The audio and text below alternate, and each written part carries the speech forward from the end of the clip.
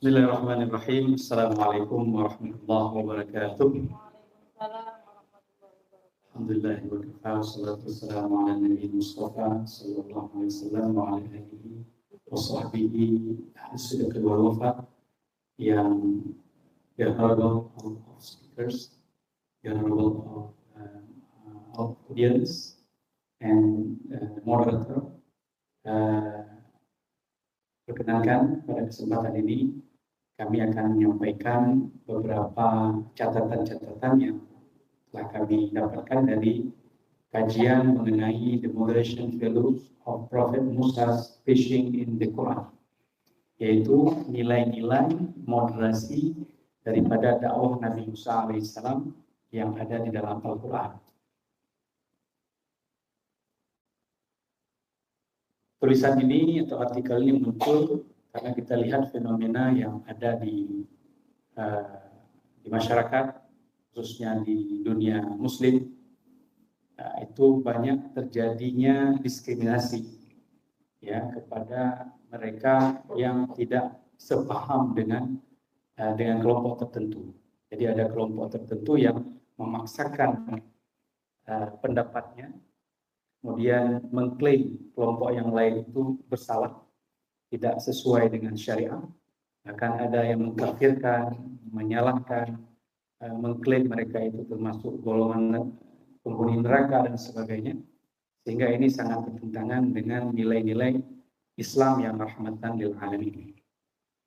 Bisa dilihat di sini, ini kami ambil juga di internet, itu bagaimana kelompok ISIS yang dulu pernah terdengar ya di media-media, sering muncul berita-berita bagaimana kekejaman mereka ISIS yang membawa nama Islam, padahal Islam terlepas daripada tindak tanduk mereka. Walaupun mereka menjadikan ayat-ayat Al-Quran sebagai dalil pembenaran daripada kegiatan-kegiatan yang mereka lakukan, namun Islam terbebas daripada apa yang telah mereka lakukan karena Islam rahmatan lil alamin. Saya tidak baca lagi di sini bagaimana banyak sekali kekejaman yang terjadi dan sudah ada di media-media kita, di Tempo bisa dibaca bagaimana orang-orang terutama kaum wanita yang tertindas dalam masa yang mereka lakukan di Suriah dan Irak. Dan juga kita bisa melihat di Indonesia beberapa waktu yang lalu ada bom Bali, kemudian ada kegiatan-kegiatan yang kiranya dapat membuat kita tidak nyaman ketika kita keluar dari rumah kita masing-masing. Ini imbas daripada cara berdakwah kelompok tertentu itu ketika memaksakan pendapatnya kepada orang lain harus sebagaimana kelompok tersebut meyakini keyakinan mereka terhadap agama ini. Baik, selanjutnya apa respon dari Kementerian Agama? Kementerian Agama tahun 2019 itu sudah sangat menggalakkan terkait program moderasi beragama.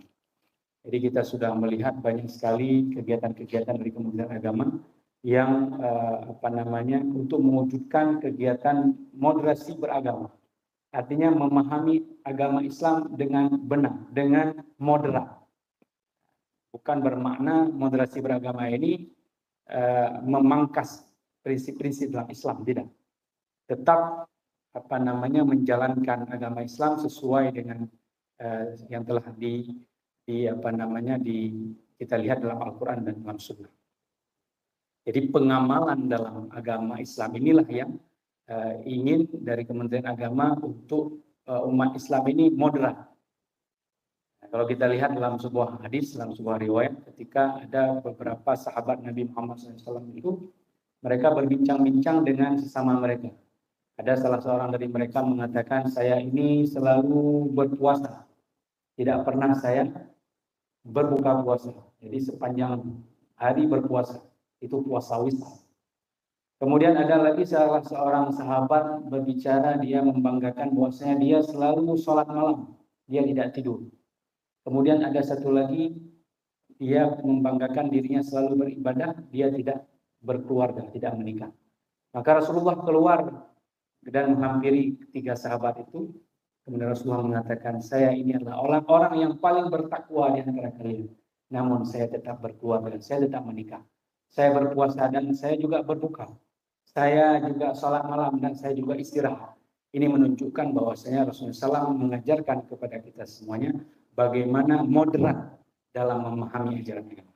Baik, selanjutnya kalau kita melihat sejauh pengamatan kami selaku kajian ini sangat sedikit sekali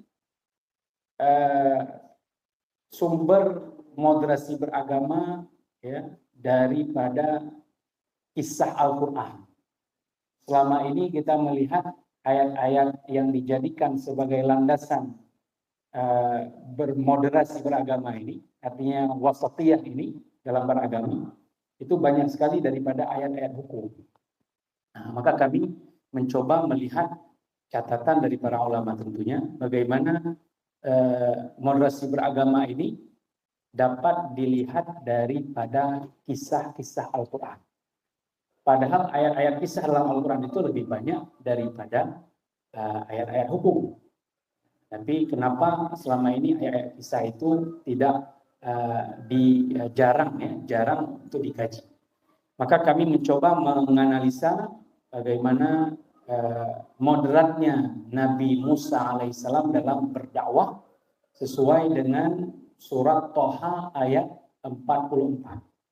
Ketika Nabi Musa dan Nabi Harun diperintahkan oleh Allah berjumpa kepada Fir'aun, ya, bertemu Fir'aun, berdakwah untuk Fir'aun, mengajak Fir'aun untuk beriman, mengajak Fir'aun untuk kembali ke jalan yang benar.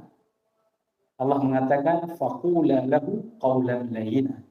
Sampaikanlah kepada Fir'aun itu, wahai Nabi Musa dan Nabi Harun, dengan perkataan yang lembut. Nah, kalau kita lihat Nabi Musa alaihissalam itu adalah seseorang atau pada masa kecilnya beliau diasuh oleh keluarga Fir'aun.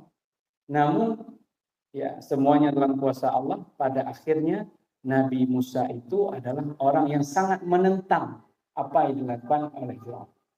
Jadi ini sangat menarik kami pikir, karena Allah Subhanahu wa taala, kalau kita lihat di sini catatan kami, the interesting aspect of this study is why Allah command Prophet Musa alaihissalam to preach gentle to Fir'aun, even though Allah knowledge compass the Fir'aun will never believe until his death.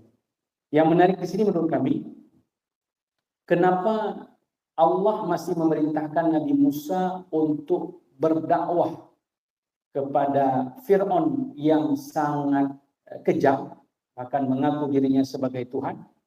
Padahal Allah dalam ilmunya sudah mengetahui bahwasanya Fir'aun itu tidak akan beriman. Kan Fir'aun itu dalam ilmu Allah, akhirnya dia akan tenggelam di Laut Merah.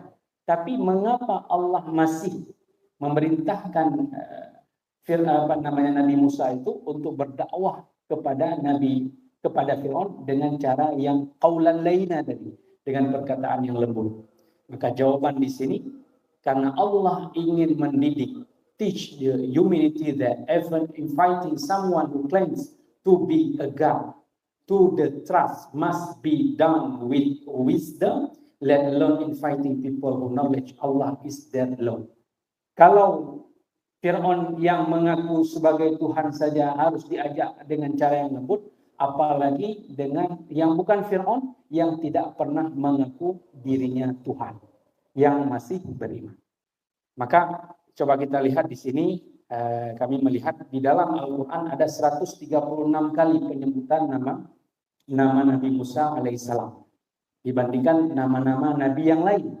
Berarti ada yang istimewa di sini. Kita lihat di sini surah Al-A'raf ada 21 kali, Al-Qasas 18 kali, Toha 17 kali, sampai totalnya semuanya ada 136 kali disebutkan nama Nabi Musa di 34 surah. Kemudian Nabi Musa alaihissalam, misi beliau yang sangat mulia adalah untuk mengajak Fir'aun itu menyembah Allah Subhanahu wa ta'ala. Namun ya, kalau kita lihat perjuangan Nabi Musa dalam berdakwah itu beliau masih tetap santun.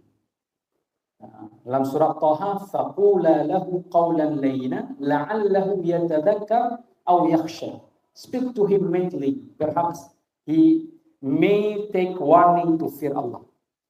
Berkatalah dengan perkataan yang lembut, mudah-mudahan dia ini akan sadar dan akan takut kepada Allah Subhanahu wa taala. Kalau kita melihat percakapan antara Fir'aun atau Nabi Musa dan Fir'aun di dalam Al-Qur'an, kita akan melihat ada beberapa tempat, diantaranya di surat Asy-Syu'ara, kemudian surat Al-Isra. Jadi Nabi Musa alaihissalam, kalau kita lihat dalam surat Asy-Syu'ara di sini ayat 16 sampai 17, Nabi Musa itu sangat sangat tegas menyampaikan kepada Fir'aun bahwasanya dia itu bukan Tuhan. Bahwasanya Nabi Musa itu adalah utusan Allah Subhanahu wa taala. Inna rasulu rabbil alamin. Faqula inna rasulu rabbil alamin. Katakan kepada Fir'aun bahwasanya kalian berdua, yaitu Nabi Musa dan Nabi Harun, adalah utusan Allah, yaitu Tuhan semesta alam. Jadi Nabi Musa alaihissalam di sini tidak langsung mengatakan kafir, sesat. Fir'aun, kamu masuk neraka, kamu akan hancur lebur dan sebagainya. Nabi Musa alaihissalam mengajak Fir'aun untuk ke jalan yang benar dengan dialog, ya, mengajak dengan rasional bahwasanya kami ini adalah utusan daripada Allah Subhanahu wa taala. Kemudian terjadi percakapan di sini. Fir'aun bertanya kembali, "Wa ma rabbul alamin?" Siapa Tuhan semesta alam itu? Karena yang dia tahu Tuhan semesta alam adalah dirinya sendiri. Nah, tentu di sini ada dialog. Maka Nabi Musa juga menjawab pertanyaan daripada Fir'aun. Nabi Musa mengatakan, "Qala rabbus samawati wal ardh wa ma bainahuma in kuntum muqinin." Siapa Tuhan semesta alam itu? Yaitu Allah yang menciptakan langit dan bumi dan di antara keduanya. Jadi ada terjadi dialog di sini. Kemudian juga Nabi Musa dalam berdakwah kepada Fir'aun juga memperlihatkan bukti-bukti mukjizat. Jadi mukjizat Nabi Musa itu tangannya bersinar, kemudian tongkatnya menjadi ulang. Itu adalah bagian daripada bukti-bukti yang diperlihatkan kepada Fir'aun dan pengikutnya agar mereka beriman. Jadi dalam berdakwah juga perlu kita menampilkan bukti atau penguat evidence misalnya sebagai penguat untuk kita mengajak orang lain dalam masuk ke agama Islam misalnya. Kemudian ada satu bentuk lagi dialog Nabi Musa dan Fir'aun di sini. Walaupun Al-Quran memerintahkan Nabi Musa untuk mengatakan perkataan yang lembut, ada kalanya Nabi Musa alaihissalam itu beliau mengatakan perkataan yang saya pikir perkataan yang sangat sangat tegas. Ketika Nabi Musa itu dituduh menjadi seorang penyihir, Fir'aun itu kemudian Nabi Musa mengatakan kepada Fir'aun bahwa engkau wahai Fir'aun, inni la'adunnuka ya Fir'aunu masbur. Saya kira engkau pada akhirnya wahai Fir'aun akan binasa. Jadi walaupun Nabi Musa menyampaikan dengan perkataan yang lembut, ada kalanya Nabi Musa itu akan mengatakan bahwasanya Fir'aun kamu juga akan binasa. Baik, ini skema yang kami buat. Kalau kita lihat bagaimana dakwah Nabi Musa alaihissalam ini dalam nilai-nilai moderasi, yang pertama di atas itu ada surah Al-Baqarah ayat 143, yaitu ummatan wasatah. Ya, waja'alna ummatan wasatah. Jadi umat yang moderat. Bagaimana umat Islam ini menjadi umat yang moderat, tidak ekstrim kanan dan ekstrim kiri. Kemudian yang ke bawah itu kita melihat ud'u ila sabili rabbika bil hikmati wal mau'izatil hasanah. Turunan daripada ummatan wasatah itu adalah mengajak orang itu dengan hikmah, dengan bijaksana, tidak memaksa. Tidak memaksa. Ada ayat Al-Qur'an Allah mengatakan la ikraha fid din. Tidak la ikraha 'anid din. Apa maksudnya? Dalam agama saja ini tidak boleh ada pemaksaan. Karena memang beragama ini kita harus dengan tunduk dengan sukarela. Jadi tidak boleh juga dalam agama ini harus ada pemaksaan-pemaksaan, karena ketika beragama dengan pemaksaan nanti ujung-ujungnya tidak ikhlas. Maka turunan daripada itu adalah surat Thaha ayat 44 yang tadi kita bahas, yaitu qaulan layyina. Maka daripada qaulan layyina ini lahir 3 model atau 3 nilai. Yang pertama, mengedepankan dialog. Dengan siapa yang kita dakwahi harus ada dialog. Harus ada tukar argumen, harus ada sharing. Kemudian yang kedua, memperlihatkan bukti, tidak langsung menyalahkan, mengkafirkan dan sebagainya. Harus ada dialog-dialog yang interaktif, tidak boleh mengklaim kebenaran sendiri, harus ada dialog-dialog yang seperti ini. Kemudian yang terakhir adalah tawakal kepada Tuhan, kepada Allah Subhanahu wa taala. Setelah kita berdakwah, setelah kita menyampaikan ajaran agama kita sesuai yang kita yakini, kemudian kita bertawakal kepada Allah, ya. Karena Nabi Musa alaihissalam ketika melihat Fir'aun tidak mau beriman, apa yang terjadi? Nabi Musa mengajak kaumnya untuk keluar dari negeri Mesir, ya, menyeberang Laut Merah.